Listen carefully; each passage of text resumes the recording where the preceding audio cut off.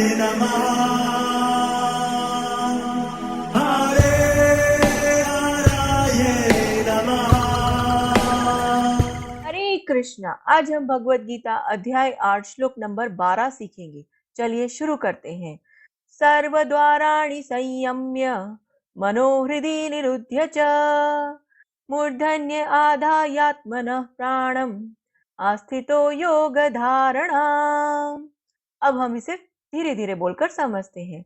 सर्वद्वाराणि संयम्य मनोहृदि निरुध्य च मूर्धन्य आधायात्मनः प्राणम आस्थितो योग धारणाम।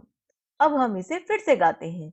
सर्वद्वाराणि संयम्य मनोहृदि निरुध्य च मूर्धन्य आधायात्मनः प्राणम आस्थितो योग धारणा। अब हम समझते हैं भगवान श्री कृष्ण इस श्लोक में हमें क्या कह रहे हैं। समस्त इंद्रिय क्रियाओं से विरक्ति को योग की स्थिति योग धारणा कहा जाता है। इंद्रियों के समस्त द्वारों को बंद करके तथा मन को हृदय में और प्राणवायु को सिर पर केंद्रित करके मनुष्य अपने को योग में स्थापित करता है। हरे कृष्णा।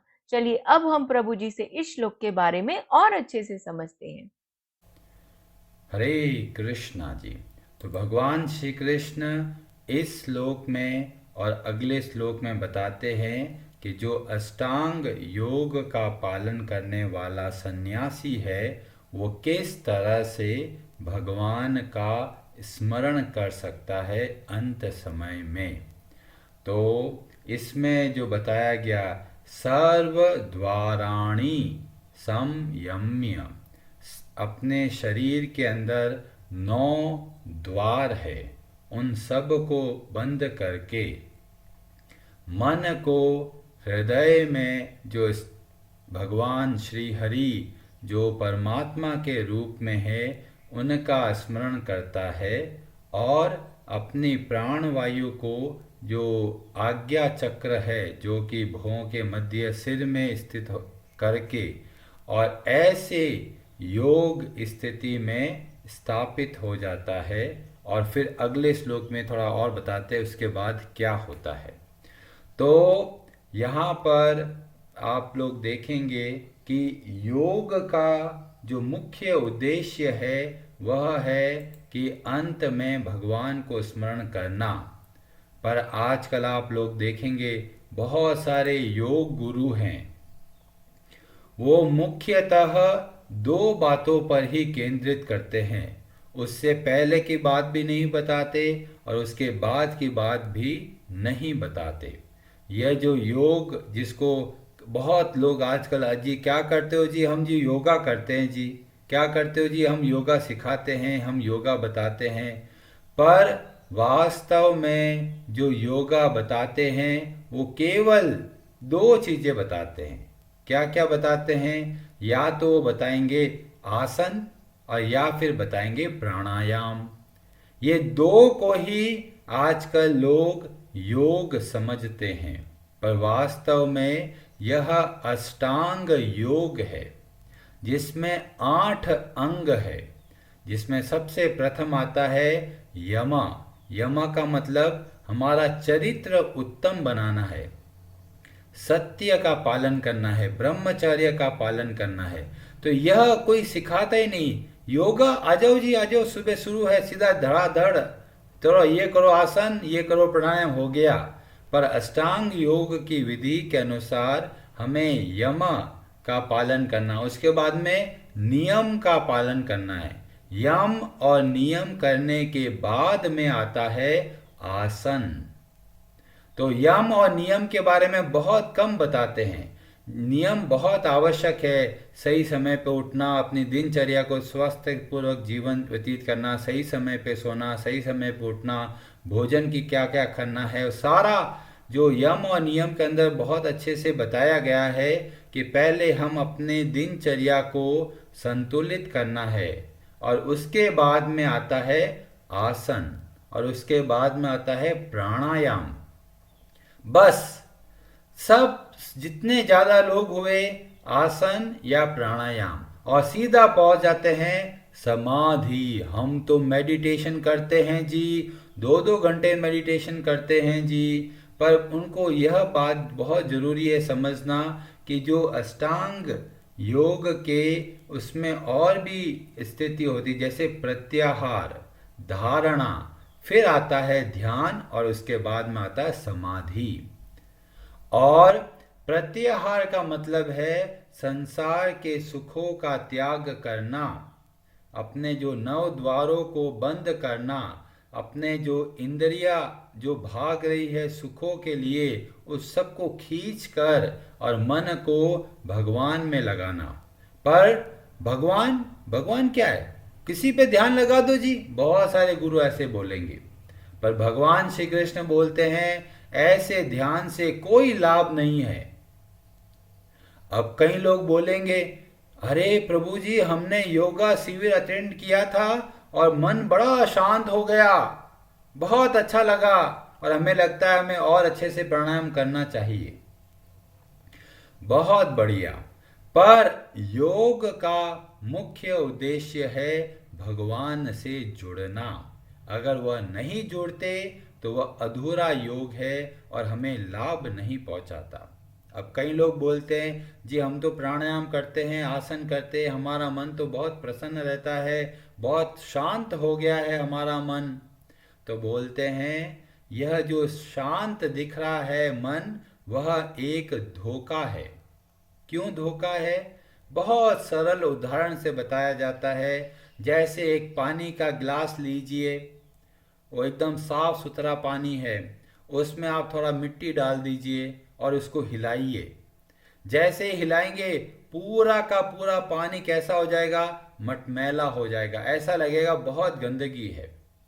तो हमारा मन अभी ऐसा ही है, उथल पुथल मची हुई है, कभी क्या सोच रहे हैं, कभी क्या विचार आ रहा है, बेचैन है, इसके लिए भय है, चिंता है, 100 चीजें हैं। क्यों? क्योंकि उस पानी के अंदर जब गंदगी चली जाती है तो मटमैला हो गया। अब कई लोग कहते हैं जी हम तो योग करते हैं, तो जब योग करते हैं उसका मतलब क्या हुआ? वो मिट्टी जो पानी में थी वो अब धीमे धीमे नीचे बैठने लगती है। अब नीचे बैठ गई है तो हमें लगता है अरे पानी तो साफ हो गया। क्यों? क्योंकि सारी मिट्टी जो कण है वो सब नीचे के नीचे बैठ गए और हमें लगता है अरे वाह हमने योगा किया है और हमारा मन बहुत शांत हो गया है।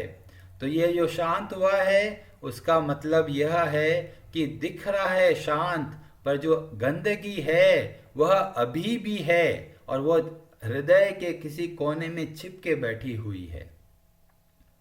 और फिर जैसी ही कोई परिस्थिति आती है, जैसे ही अगले वापस पानी को हिलाते हैं, फिर पानी वापस मटमैला हो जाता है। ऐसे ही बहुत सारे योगी बड़ी घोर तपस्या करे, योग का साधन किया, पर फिर भी मन अशुद्ध रहा। थोड़ा ऐसा प्रलोभन मिला, तुरंत भटक गए। और आजकल आप देखेंगे बहुत सारे गुरुजी जेल में बैठे हैं। क्यों बैठे हैं? क्या उन्होंने योग साधना नहीं करी?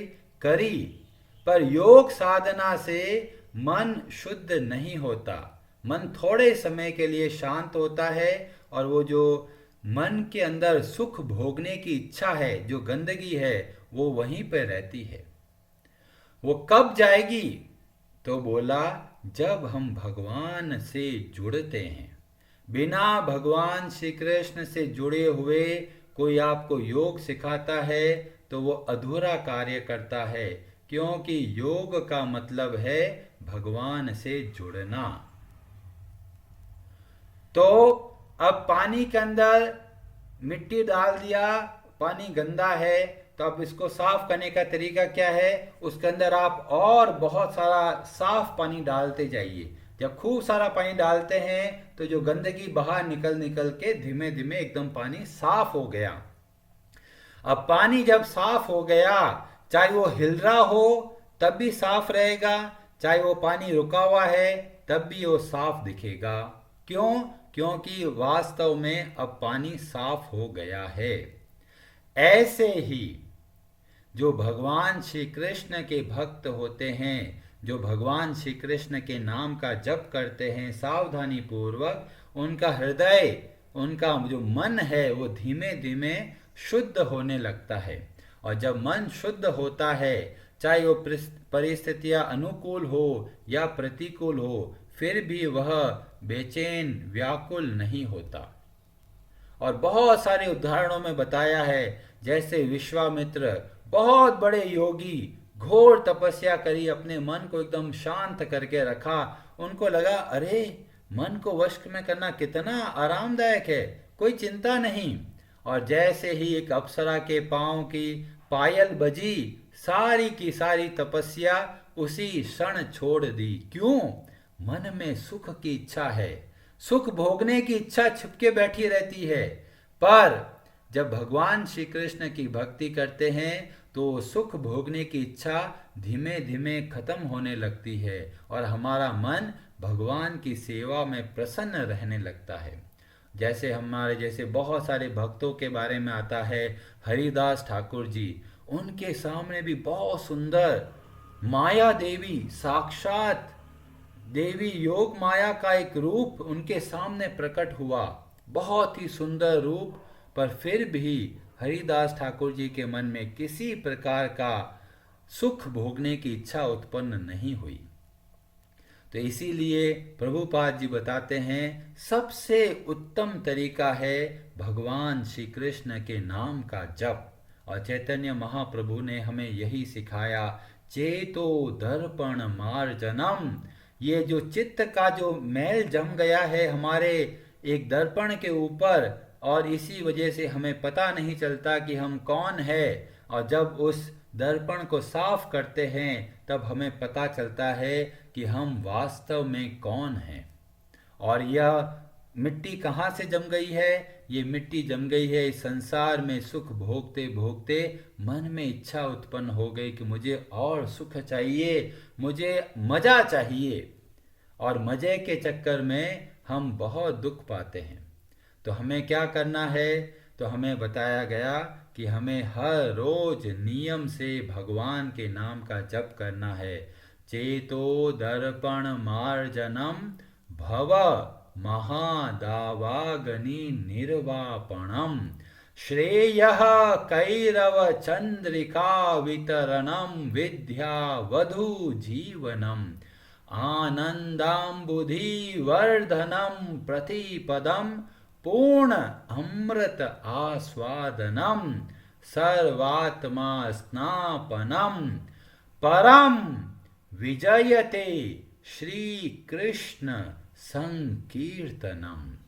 ये भगवान श्री कृष्ण का जो संकीर्तन है, मिल के भगवान श्री कृष्ण का कीर्तन करते हैं तो हमें बहुत आनंद मिलता है। यहाँ पे बताया गया, आनंद अम्बुधि वर्धनम प्रतिपदम। इतना आनंद है, जिस सुख के लिए हम संसार में भटक रहे हैं उससे कई कई गुना ज्यादा सुख मिलता है जब हम भगवान श्री कृष्ण का भजन करते हैं, भगवान श्री कृष्ण की भक्ति करते हैं। बहुत सारे लोग बोलते हैं जी भक्ति माँ के नीरस हो गए जी, कुछ मजा नहीं है, सारा मजा चला गया। देखो लोग ऐश कर रहे हैं, कोई कहाँ घूम रहा है, कोई कहाँ घूम रहा है, और हम तो भक्ति कर रहे हैं, हम तो रूखे सूखे हो गए। नहीं, ये भले ही हमें रूखा सूखा दिखे पर वास्तव में यह रास्ता हमको बहुत आनंद देता है, हमारे हृदय को वास्तविक रूप से संतुष्ट करता है। तो यह विधि अष्टांग योग का जो अनुसरण करते हैं उनके लिए है। और किस पर ध्यान लगाना है तो पहले भी भगवान ने बताया है और अगले श्लोक में भी भगवान बताएंगे कि योग करते हो बहुत बढ़िया, पर किस पे ध्यान लगाओगे वो बहुत महत्वपूर्ण है, जिसका हम लोग कल बताएंगे। हरे कृष्णा जी।